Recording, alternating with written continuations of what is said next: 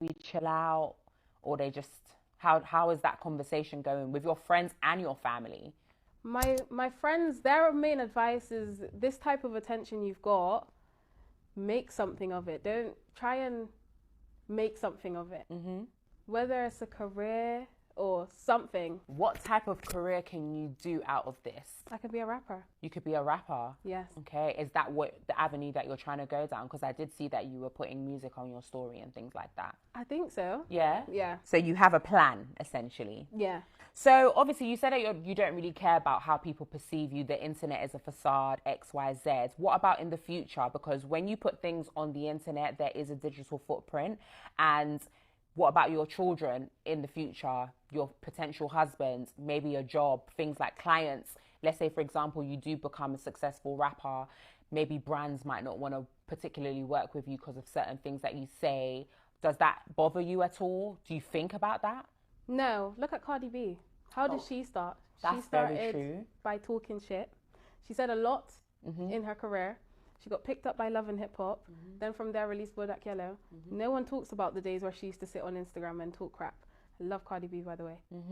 But that's how she I started. totally agree with you. But do you think that that space can be cultivated in the UK? Because remember, Cardi B's in America, their morals, everything that they stand for, even their culture is very different to the UK. In the UK, like I said, we're a lot more prudish here.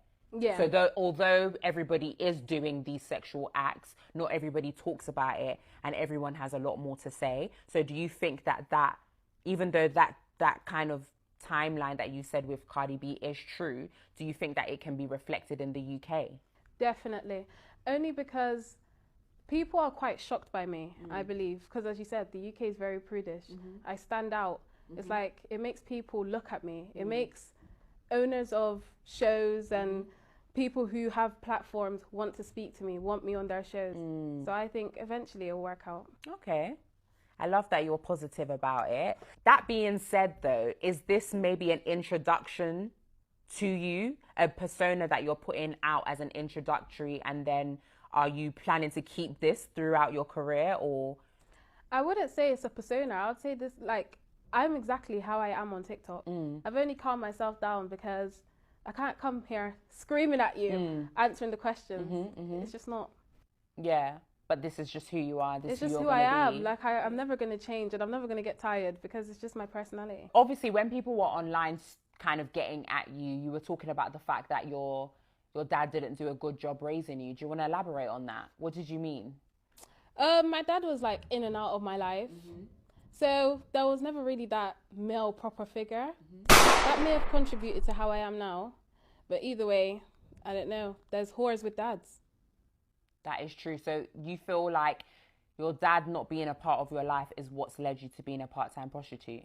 No, I feel like even if I had a dad, if I choose to be a whore, that's nothing to do with him.